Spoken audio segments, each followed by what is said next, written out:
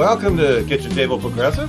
Paul Richardson here, along with Joyce Nance, inviting you to join us around the table for an hour of casual conversation on law, civics, and politics driving the current issues, where the menu is progressive and the table manners are unapologetically liberal, as always. On the program this week, what are white people afraid of? We've had this Alabama brawl, and I have a personal anecdote to share with you about that. I'm perplexed about this question. What are white people afraid of? In our second segment, do right-wingers romanticize lawlessness? Is there a romantic fascination with lawlessness? Is that the appeal that Trump has with the MAGA movement? And in our third segment, a federal district court judge has ordered Southwest Airlines attorneys to take religious liberty training from a right-wing hate group. We'll talk about that. That's what an outrageous but not surprising development from a Donald Trump appointee to the federal bench. And maybe we'll squeeze in a little Constitution 101. And of course, we'll finish off with Joyce and the J6 Watch. And so now let me welcome our co-host, Joyce Nance. How you doing this week, Joyce? Above zero. Above zero. Well, that's an improvement. Okay. Hope you're feeling better from whatever it was that was ailing you last time. I think it was Republicans. Republicanitis. You had Republicanitis. Disease or Republicavid. Right. Revid. Okay. Revid. Right. COVID. Everything bad. All put into one bottle. In one bottle. One bottle of bad juice. Well, you need a bottle of anti-Republican tonic, some kind of Republican elixir. What's it called? I don't know. I call it IPA. I call it beer. I don't think that's strong enough. That's strong enough. Well, that's as strong as I get. Okay. Well, getting into the topics here this week, this is just, I want to know what the listeners think. And I'm sorry, we are not set up to take phone calls because I want your feedback. I really do, because I am perplexed about this. So, you can send us a message on our YouTube channel at Kitchen Table Progressive on YouTube. And thank you, by the way, for those who have sent messages already. We appreciate the comments. And you can subscribe to our channel. And subscribe to our channel. Yeah, that's right. But we can't take phone calls because we are not actually in the WCPT studios, which is also why, our audio modulation is maybe not quite what you expect. We don't have fancy microphones and a mixing board and an engineer. And the other thing is, Joyce and I actually are not in the same studio. We live in different cities. So the technology is wonderful, but that's what makes it possible. I'm actually at my kitchen table. Oh yeah, that's right.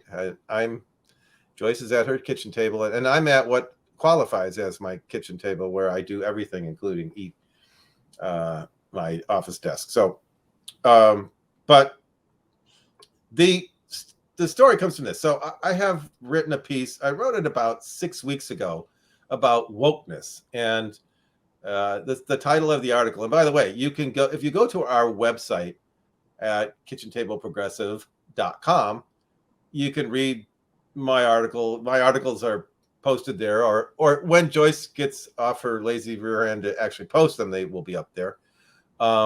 But you can read the story. It's called Woke is a Personal Awareness, Anti-Woke is a Political Agenda. And I've posted it on my blog spot. It's on Medium. And the story is basically that it talks about how where woke started.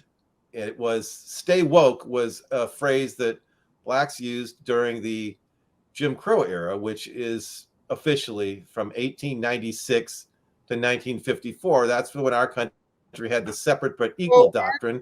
Woke is anti-black. That's No. Anti-woke is a political agenda. And it is, woke has grown, but it began as pro-black. So being against it is anti-black.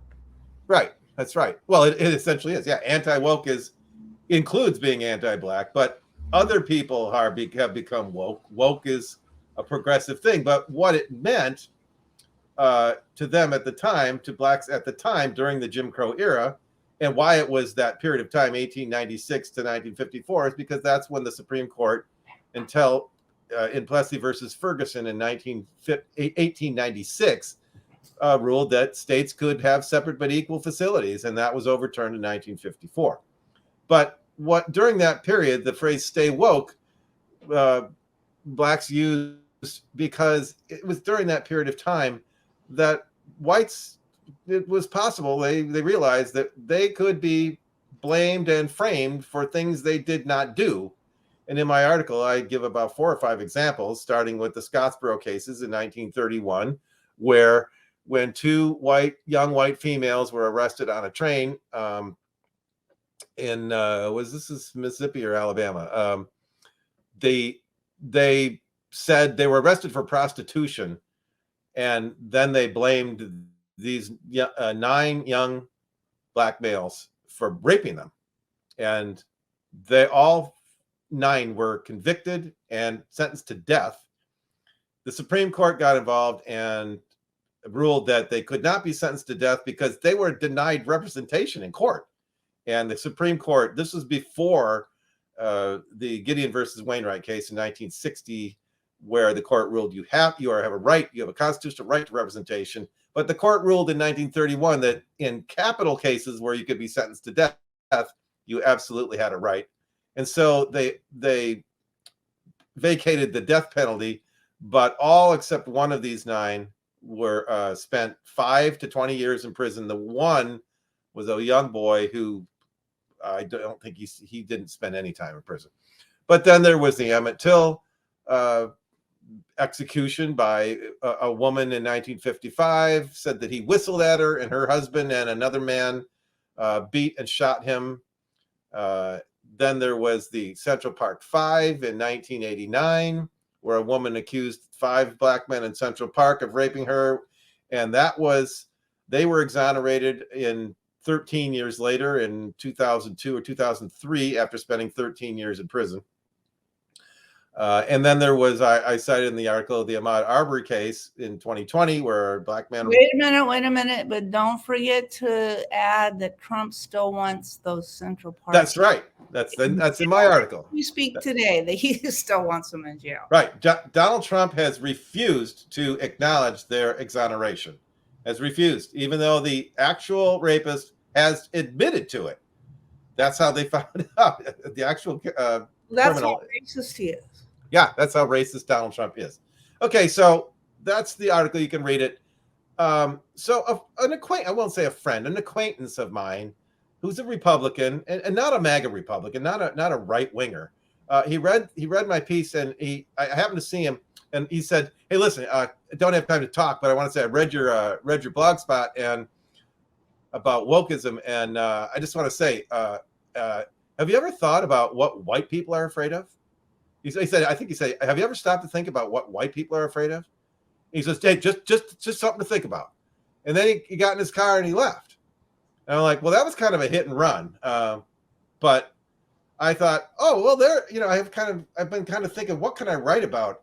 And so then I came in the house, and I sat down and I thought, wait a minute, what? That was a weird question to ask me. I'm a white guy. What do you mean? Have I ever stopped to think about it? I'm white. You'd think that just by virtue of being white, I wouldn't need to stop and think about it. It would be obvious to me, wouldn't it? And what does it make sense? Why is he asking this as if because I can write an article about having some empathy for people of color and especially black people that I must not know what white people are afraid of, even though I've red hair and blue eyes and I have very white skin.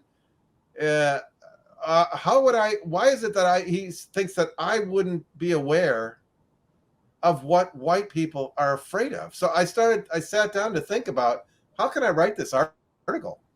I still haven't written anything because I can't think of anything. I thought, okay, so what would I be, and why should I be afraid? He must be talking about racial things because the article was about wokeness and race. Oh, by the way, I also pointed out in my article, there was another woke movement. It was a long time ago. It was in the first century. It was when early Christians were being blamed and framed for every last thing, including the burning of Rome and all kinds of perverse things. I liken it to what the right wing, the MAGA, has blamed the Democrats for. You have to read the article. I don't want to spend too much time on it, because the question was, have I ever thought about what white people are afraid of? Have I ever stopped to think about, that was his word, have you ever stopped to think about what white people are afraid of? As if I couldn't know. I should know. Do you know? That's what I'm trying to think about. So you still don't know? I still don't know, because I thought, well, okay, with regard to, well, what I'm afraid of is sun. I hate sun, because I'm so white. I couldn't get a tan to save my life. All I do is turn all red and get burnt. So I know I'm afraid of that. Why would you even think in those terms? It's racist. I understand. That's what I'm getting at. So I thought, I've never been in an altercation of any kind, verbal or physical, with a black person, ever. Now, I grew up in the Detroit area, although in the western suburbs, there were very few black kids in my schools. I mean, in my elementary school, in junior high schools, no, there weren't any black kids. There were. So did you ever go to an all-black school? No. Okay. No, I never went to an all-black school. I'm white. So, okay. Now you say, well, an all-black school is not necessarily all black. All black, I understand. All white school is not necessarily all white. Right. But no, I never went to an all-black school, but I did, when I was in high school, I did study music at the Detroit Conservatory of Music for 4 years, and I had to take the bus from where I lived out in the western suburbs into Detroit. And seconds. And so this is it. Okay. I was pretty much the only white person on the bus when I got down there. And by the way, so the question is, what the hell are white people afraid of? I still don't know what white people are afraid of. So if you can help me out, I can write the article.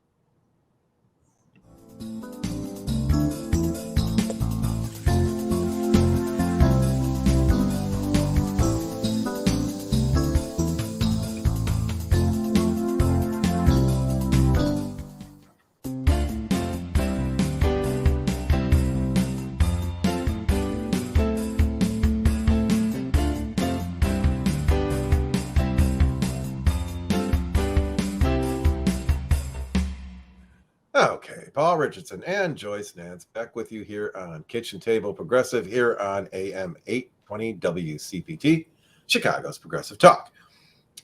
Second topic here we'd like to just talk about a little bit is, does the right wing, MAGA people, the right wingers, do they romanticize lawlessness? And this comes out of another anecdote here, and we'll see what Joyce thinks about this. But a few years ago, I had a friend, and her daughter, I have a friend, and a few years ago, her daughter was failing algebra. She was a senior in high school, and she was failing algebra 2. And Lori called me and said, "Well, I'll help. I taught high school math for a number of years. So it was the end of the first semester, and she was failing. And so I came over and I tutored her, and we got her through the first semester, and then we started working for second semester. I said, look, no more barely scraping through. So we worked together, a couple days a week, 2-3 days a week. And then after we worked on math for a couple hours, I often stayed for dinner. And my friend, she rented a room to a college student, and this college student, nice kid. His name was Jacob, 19 years old, and he was from Eastern Oregon. Now, Eastern Oregon, for those in the Chicago area maybe don't know, Eastern Oregon and Eastern Washington are kind of right wing. They're kind of Trumpy. Eastern Oregon is like Idaho. It's a continuation thereof, and so is Eastern. They want it to be part of Idaho, but regardless, their brains are. Yes, exactly right. That's where the Bundys. Remember the Bundys, and they were the ones who took over the was it a wild game reserve or wild? It was a government office, and the Bundys are part of the Eastern Oregon. But so this kid Jacob, we were talking about American heroes or whatever, and he said, well, where he lives, and he's from the Dalles, so which is he said where knows where that is. Anyway, it's Eastern Oregon. He said where I come from, the great American heroes are people like D.B. Cooper and Bonnie and Clyde and John Dillinger. Mm-hmm. That's the old steal from the rich, give to the poor idea. Yeah, well, but they've gone past that now. Oh, have they come? And D.B. Cooper, remember in 1972, he was the guy who hijacked an airplane for $250,000, and then he parachuted out to his death, undoubtedly, because he was never seen again. But they got the money or some of it. Did they? Yeah. Well, they often on right-wing radio in the Pacific Northwest, I won't name who it is, often they revisit the D.B. Cooper topic. It's a real popular topic, and I've had a woman on a few times who claims to have been married to him, and that he survived and he's dead now. He died of cancer, but nobody ever is confirmed. Did he die in Argentina? I don't know. Oh. And then I said Bonnie and Clyde. I said, why Bonnie and Clyde? I mean, Bonnie and Clyde were not Faye Dunaway and Warren Beatty. They were vicious, ugly people who, they killed people and robbed banks and stole money from people like you. That was Hollywood romanticizing it, but that's not even the case anymore. But okay, what about that was Hollywood taking an old story and romanticizing it. Right. That's not the case now. Like say, Carl Rittenhouse. Right. Totally romanticizing for killing, was it 2 people and injuring a third? Yeah. And him getting off the self-defense. But even if you somehow believe that, based on the set of facts that they presented the jury, why would you romanticize if it was self-defense, if somehow everybody honestly believed that it was, how does that make him a hero? I don't know. And not only that, he took a gun. I think his mother bought him a gun. He didn't live in Wisconsin. He went to Wisconsin with his gun to get involved. And I mean, you can call it self-defense, but he went looking for trouble. He found it and killed 2 people. Mm-hmm. And that makes him a hero. I guess it's go get a gun and kill people. And I think it was at a Black Lives Matter rally. It was about I thought I wrote down Jacob Blake. Mm-hmm. Shooting of Jacob Blake in Wisconsin. Mm-hmm. That's what it was about, which was in the whole George Floyd, Black Lives Matter era. Right. And the rally itself, no Black Lives Matter members were ever arrested. The lawlessness that was going on was essentially provocateurs and people like him who came to make trouble out of it. It wasn't Black Lives Matter. Compare that to the guy that killed somebody, I think it was in Oregon, or maybe it was Washington. He lived in Washington, and then the feds went after him and shot him. What's the word? Extrajudicially? Extrajudicially? Yeah. They went after him and then just killed him. Mm-hmm. Which that's not supposed to be how it works. I mean, in other words, he wasn't made a hero for what he claimed was self-defense. Right. Right. Yeah. So, and then, I mean, is this the appeal with Trump? Is that the lawlessness and his flaunting the law, flaunting Yes. the court? And I mean, the rulings on Friday, I think the judge, this Tanya Chutkin, is outwitting him because he's expecting he wants to be a contumacious teenager and spit in the face of authority. Even though he wants to be the authority, no one will spit in his face, but he'll spit in everybody else's face. And it's this. I guess it is a romanticization of just lawlessness, and it's all kind of one-sided. As long as it fits my idea of kind of my sixth grade idea of justice, that's good enough. Well, Not I mean, if you not to skip ahead to January 6th, but if from the right side, that's a very romanticized date. It's not like a day that will live in infamy. It's like their 4th of July or something. And it's like some of the people, even though they serve time, are considered heroes, like the right, shaman guy who is right. and and even the Congress people that are still flaunting, whether they, I don't know, I have no idea why none of the Congress people haven't at least been charged. I don't get that. That might be coming, but we'll see. Yeah. And by the way, I wonder, has Marjorie Taylor Greene been back to prison to visit them? I know she felt so badly for them. She took a photo op and make a recording of them singing the national anthem, all dubbed in by a choir, because this was not a bunch of prisoners singing this who are utterly tone deaf. But they made all that, but I don't think she's been back to visit them. But I think this is the whole Trump appeal, is that because he's not lost any support for being, I mean, think about this. I can remember in 1984 when the front runner in the Democratic Party, Gary Hart, there was a photograph of him on a boat with another woman that was not his wife by the name of Donna Rice, and that was the end of his presidential hopes. There was all of supposition about why he was standing next to her was enough to ruin. Well, we had a little interference, computer problem, however what you want to call it, for a second, but we're back on the air now. So take it away, Mr. Okay. Romancing the Criminals.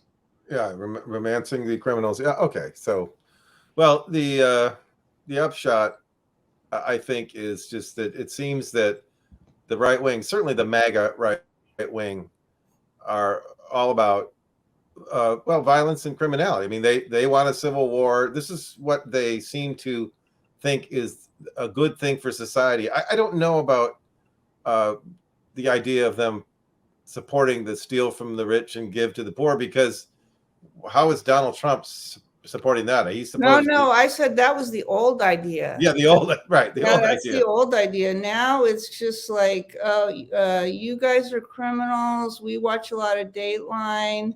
This is like Dateline. Great. Yeah, but there's kind of an in-your-faceness about it that whether you like it or not, we don't have to abide by the laws if we don't like them. Yet they claim to be all about law abiding. It's the law abiding that they like, that they when they try to kill the cops, that's law abiding. That's law abiding because they have a bigger issue, and then the laws don't matter anymore. So that's their bigger issue is they don't want the laws to matter. Right. Yeah, that's right. Bigger issues they don't want. They pick and choose when they like the blue. They pick and choose. That's for sure. Beating a Capitol police officer with a flagpole. It's not exactly supporting the blue. Not exactly Blue Lives Matter. That's not exactly Blue Lives Matter. It's whatever I want, man. I don't even think they know what they want, but the whole idea that somehow lawlessness is a good thing. That I don't understand it. Especially when they talk about the laws should be applied equally. I don't know anybody who has had the law applied more unequally than the one they romanticize is the most is their MAGA leader, Donald Trump. 30 seconds. Has gotten off with, in my view, everything. It's including murder, because he was the hirer of the hitman for the murder at the Capitol. Of course, and the new stuff this week that intended to John Eastman intended that the military would be intervening in the election too. So, oh wow, he just didn't set up the military enough. No. So, anyways, here we go.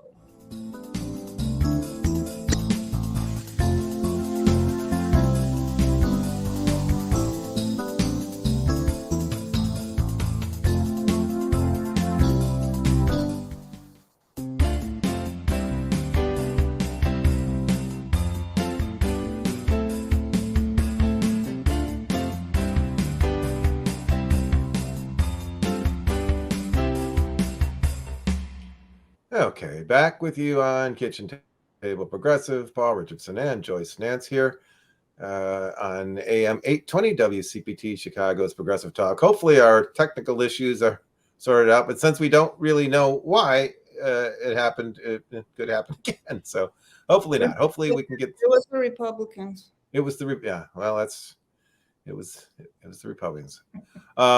This story caught my attention this week that just really grinded me or ground me. I'm not sure what is the proper way to say this, but a federal district court judge for the Northern District of Texas by the name of Brantley Starr ordered some attorneys for Southwest Airlines to attend religious liberty awareness training given by what Southern Poverty Law Center has described as essentially a hate group against the LGBTQ. The group is known as the Alliance Defending Freedom. The Alliance Defending Freedom is they first got involved with a case, if you recall, the Masterpiece Cakes versus Colorado. I think that was 2018, where a guy who had a bakery didn't want to bake cakes, a wedding cake for a same-sex couple. And they also, this Alliance Defending Freedom was involved in the recent mifepristone case in the same federal district court in Texas, the Northern District of Texas. Not the same judge, but Brantley Starr is the judge in this particular case. And Brantley Starr, I started thinking when I read this on Daily Kos, and I thought, that's a funny name.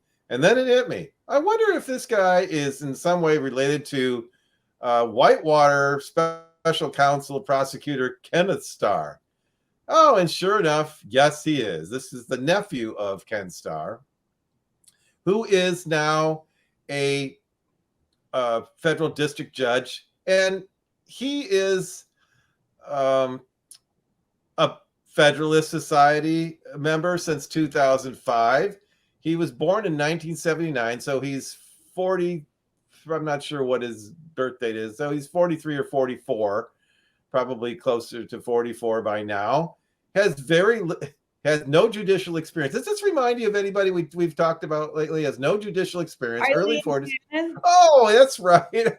Aileen Cannon. That's no judicial experience. He's been the assistant to the assistant to the assistant of this, that, and the other thing. She did have judicial experience. It was just weak. No, she had experience in the Southern District of Florida as a prosecutor, and she didn't have any judicial experience. Right. She had a prosecutor experience. Right. Yeah. Well, this guy, Brantley Starr, was the assistant to he was a staff attorney for Supreme Court justice Supreme Court justice in Texas for the Texas Supreme Court. He was a staff attorney for, and then he became the assistant to this assistants of one, this thing and the other. He never actually held the primary office itself. But here's the story. Here's the case. A flight attendant on Southwest Airlines by the name of Charlene Carter was sending offensive, or at the very least, the way the Southwest Airlines puts it, sending uncivil messages to her union steward about abortion, which seems odd. Why is she sending messages, or I think emails, to the union steward? And then she was fired for this behavior. And she sued on that she was being discriminated against on religious grounds, that she's a big supporter of abortion or anti-abortion. And that she was sued the company based on religious grounds, and it went in federal court. It would go in federal court, and ended up in the Northern District of Texas, where not only did this case happen, but this was also the same district of the mifepristone case with a different judge that also was a Trump appointee, same age, same qualifications, Federalist Society. It's all the same type. And this Brantley Starr, the jury did find for the plaintiff, for Charlene Carter, the flight attendant, saying that she was improperly terminated. But I didn't see in Daily Kos that it said that she was reinstated. She didn't ask for the judge to send them to religious liberty awareness training. She just wanted damages, money, whatever, which I don't, it didn't say what she got. But I don't see that she's being reinstated. The judge also ordered that Southwest Airlines put a statement out to the company, to the employees, that they may not discriminate on the basis of religion. Okay, hold on a second. Why? Whose religion triumphs in this? Like, if my religion says pro-choice and right. Your religion says pro-life, yeah, right. Do I not have a right to the tenets of my religion? That's a great question, and that's the problem with this, is that first of all, that abortion is even a religious issue when certainly not all Christians agree on it. It's probably about 50-50. If websites can be in a religious issue, I'm pretty sure. Yeah, sure, and it certainly isn't. It certainly isn't a Jewish issue, because if you live in Israel, they have abortion on demand, as they say. Yeah. I mean, it depends which Jewish you are. If you're Reform or maybe even conservative, they're not going to get. They're okay with abortion, but when you get into the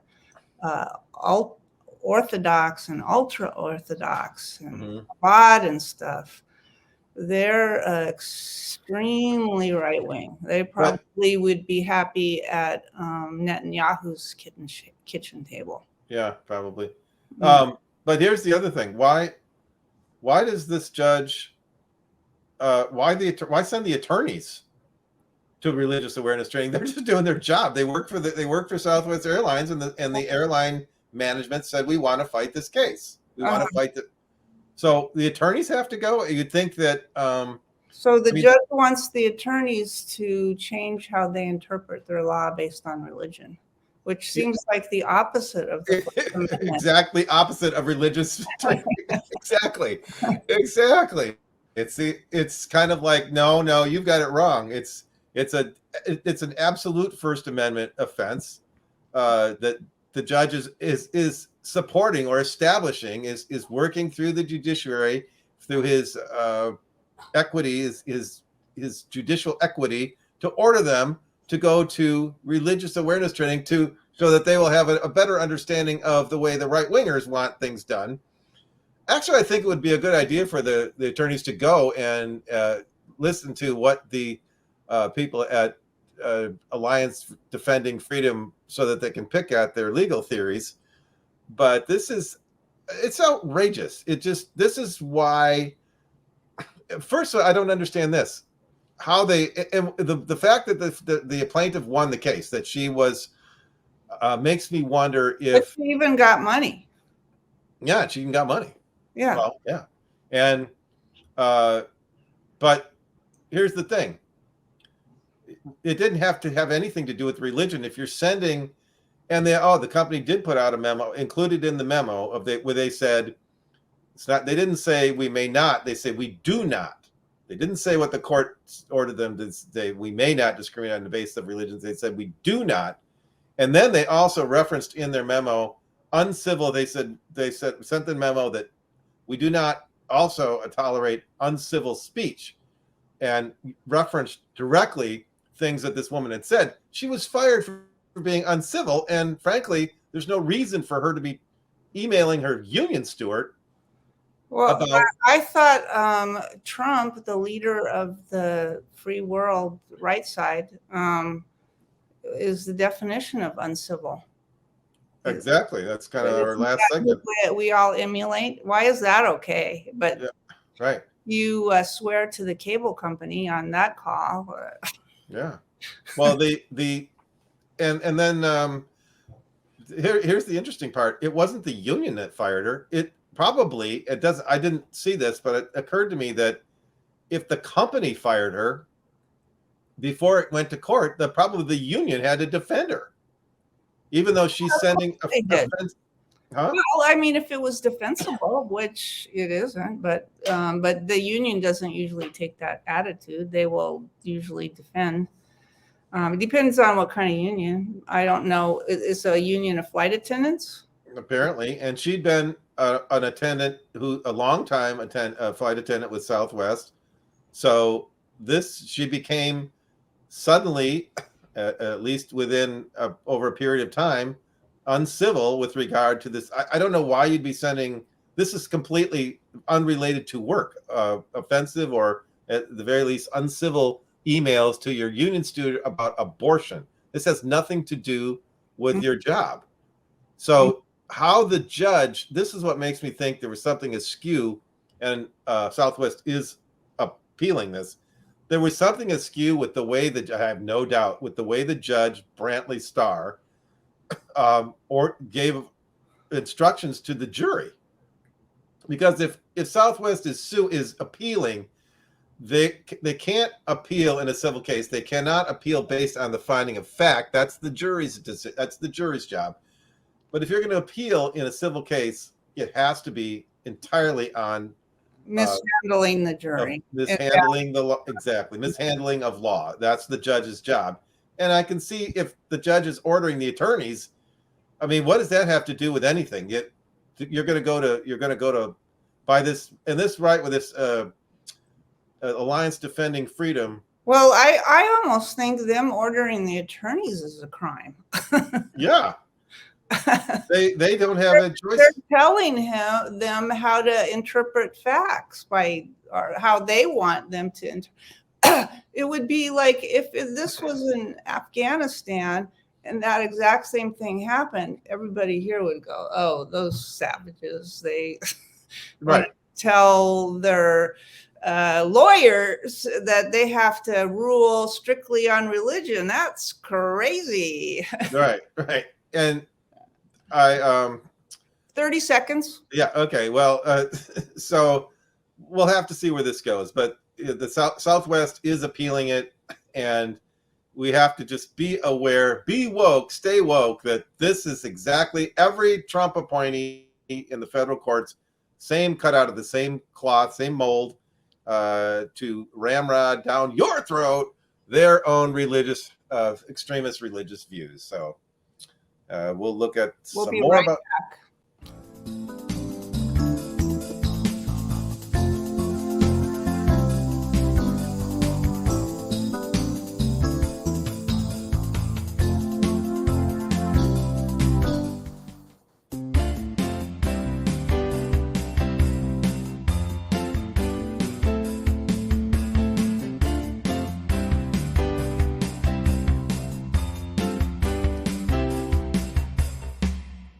Okay, Kitchen Table Progressive here on AM 820 WCPT, Chicago's Progressive Talk. And our frequent segment here, the J6 Watch with Joyce Nance. Joyce is going to, I don't know how you're going to keep up with all this. I'm not keeping up. I'm going back to the past. I'm still in the past. Oh, okay. So I'm keeping up, but the thing of it is I can't wait for Trump's January 6th trial. Yeah. That is, they say they can put on the trial in a couple of weeks. I don't know about that. Now, wait, did they set a date? I thought that was January 2nd. That's what he said. Wants. Yeah, and Trump tweeted out, "It's just one day into the new year." It's like, so? I haven't recovered from my hangover yet. What, are you not back from Christmas vacation? I mean, what is that? Like you don't have a job. Yeah, it's true. You don't have a job. Why? Where do you got to be? Yeah, you're out on the golf course or planning insurrections. It's know, you can do all of that after work, which is your trial. Isn't that what the didn't the judge Tanya Chutkan make some reference to her day job? Said something like yeah, right. You don't have a day job, or so. Yeah. No, I think she said that he whether he has a day job or not, he just has to progress. Like I remember I remember what, but it was funny. It was very funny. I think she's very funny. So when we last left off, I don't remember where we last left off because time is a concept. Mm-hmm. You can write that down. I will. You'll be quizzed on it later. That might my back pocket. All right, let's do a quiz right now. Time is a concept. All right, there we go. All right, so anyways, we're going to go back to November 3rd, which was Election Day.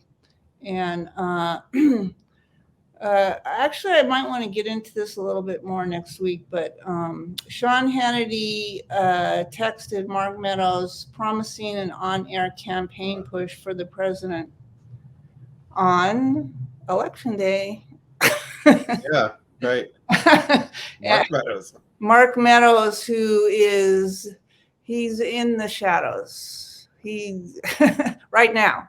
Right. You haven't heard a peep, and some people are saying that he's going to be like the next explosive witness, and that he's going to put all the other people explosive witnesses to like what? Isn't it, as the gangsters say, he's in the mattresses? I'm not sure this might be, what is this terminology? Oh, I don't know. I got it off The Godfather. They're in the mattresses. That's when you go. All right. Well, I haven't watched The Godfather in a while. So are you saying that he's being threatened by? No, he's laying low. He's he's laying low. Okay. Yeah. And okay. All right. Well, I don't know, but he is supposed to be the bombshell witness that might come up in trial. Mm-hmm. But of course, the Trump side, they've already been warned about not threatening witnesses, but they already have. Yeah, undoubtedly. Like Mike Pence, for instance, he's another one. I think everybody knows what he's going to say, but if he says it under oath, it's going to be really, it's going to be explosive. Yeah. And there also, just to like zigzag back and forth between back then and right now, there's a lot of people that say they want the trial televised. But then there's the people that are the witnesses, maybe not Mike Pence because he's already like high profile anyways, but other lesser known witnesses might not want to be there in front of how many people voted for Trump? 56 million people that voted for him, getting madder and madder at them. Yeah. So I mean, they're going to get mad anyways, but I mean, even if they do it like the January 6th style, which Because they're in a romantic relationship with lawlessness, it's a stormy relationship, right? That's why well, they have stormy a is a stormy. word that's used for a different trial. So Yeah, that's right. we're labeling our trials, and the stormy trial is a This is different. a different one. Yeah. This one is the January 6th, but I don't know. It's just I want it on TV, and I could be okay if they like put them in the shadows and disguise their voice. So That would make it in a way more awesome. the only thing I've heard about, and I don't know if it's really true, but I've heard the analysts say that the thing about having it on TV is the attorneys will start, acting. It'll be a performance, and well, it is anyway. But I don't know how long can you, if you're a good attorney. Who will be in the performers? Everybody? Well, the attorneys will start performing for the cameras, Like they did in OJ. Yeah. Okay. All right. Well, I know when I was involved in a trial, and I was the not the prosecution, what do you call it in the civil trial? What's that side? The complainant. The complaint. Okay, I was the complainer, and I was testifying. I kind of felt like I was on stage. I mean, you feel like it anyway. So I'm not sure. Yeah, I don't know why and you're not going to change. If you're a professional, you're going to do what you need to do. Yeah, I mean, and there are some people who are just bad actors. So I don't think that Jack Smith is going to change anything about how he. I fully expect that the Trump attorneys would try to act out and the cameras. Yeah. And talk right into the camera, but I don't think Jack Smith is going to change it. So I'm not persuaded by the fact that, I mean, at some point, maybe at the beginning, yeah, but I would think that at some point you're going to get down and do your job. You're going to forget about the cameras. You're just going to do what you're going to do. Yeah. I don't think I don't think that's the issue. It's more like the lesser known witnesses just that's true. Bombarded by the psycho Trump people. That's a point too, and there may be some that need the protection of the. They might need like Secret Service and a witness relocated to Las Vegas. That's. Yeah. Some of them. Las Vegas, I felt like I lived in a witness protection neighborhood. I mean, would you think, for instance, and some of them are Cassidy Hutchinson, if she's probably going to be a witness now, but. But she's still, I think, just considered a regular person. She doesn't. Yeah. I consider she's 25 years old. Pence gets Secret Service, right? Yeah, he does. And that's what somebody said, is that a lot of these people, I think that's what the judge said. Tanya Chutkan said, a lot of these people who are witnesses do not enjoy the same protections that you do, Mr. Trump. Yeah. Yeah. Right. Trump has, and all of the threatening that Trump does. I mean, we couldn't threaten if any of us were to say, you go after us, we'll go after you, that Secret Service will be at our door. Yeah, that's right. Yeah. You can't even, if you said that or I said that, we'd already be like in jail for threatening the public. Yeah. All right. Okay. So we got one day down and a lot more to go. On November 4th, and we'll be adding more and more as time goes by. So this will be a fluid timeline, but back to fill it in. And there's a lot of it already online. There's a book called January 6th, which I just ordered. It's, I believe, 600 pages. Wow. Which, is a fun afternoon read. But it's from the January 6th Commission. So, Oh, yeah. So a lot of the new case, or not new case, but the case that Jack Smith is going to be laying out, that a lot of that is from the January 6th Commission. Like the facts are the facts, right? So if they got the facts one way from the January 6th Commission, unless there's more to be added, then it's going to be the same. Yeah.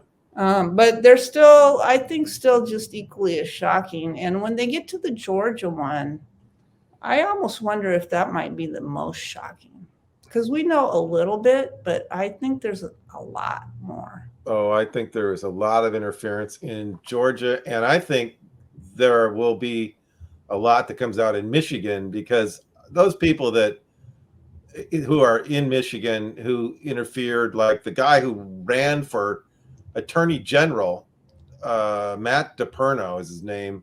He was in the thick of it, of trying to. He was the one who actually got a hold of some of the voting machines and took them to a hotel room to try to run some. But there's no trial going on in Michigan. I have no. Is there? No, there's not a trial yet, but they've been indicted. Oh, okay. And it's a state trial though? Yes, but it's about the voting machines? Well, it's about the fake electors. The 16 fake electors have been indicted, and then there's also this other case about there was a county sheriff, the guy DePerno, who ran for Attorney General and got slaughtered, and a couple other people. A lawyer by the name of Stephanie Lambert, who's a kind of a Trumpy, and they went to some counties and obtained the voting machines. The sheriff went with them to give it credibility, and they got the voting machines, and they took them to the hotel room to supposedly run forensic analysis on the voting machines to see if, and then they didn't bring them back, and the election people said, hey, wait, where's our voting machines? What have you done with them? So now those people are indicted. Okay, well, yeah, all the states, the various states, I don't remember, was there 6 of them that had fake electors? Yeah. It seems like they all have to have trials too. In Arizona too. They're upcoming. All right, so November 4th, Peter Navarro calls Steve Bannon, which Bannon says they stole it. Yeah, and also, so they're talking about Trump, they're talking about the insurrectionists, they're talking to some extent about the Congress people that must have had some foreknowledge or inside knowledge of what was going on. And then there's the little Trump hanger-oners people like Steve Bannon and Peter Navarro. Right. You wonder what, if any, their criminal involvement is. 30 seconds. Yeah, well, Steve Bannon, didn't he must have already served his 2 months in jail for not honoring his congressional subpoena.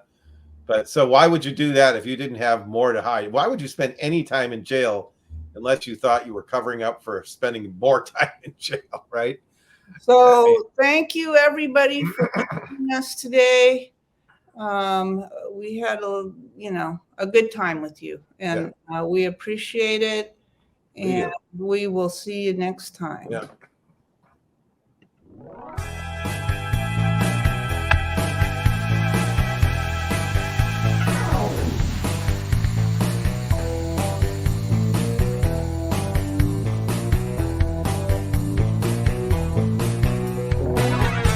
Thanks once again for joining us here on Kitchen Table Progressive.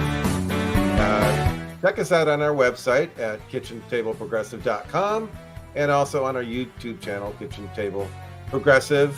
As always, we appreciate you being here, and we will be here next Sunday night, 6 p.m., right immediately following the family meeting here on AM 820 WCPT, Chicago's Progressive Talk.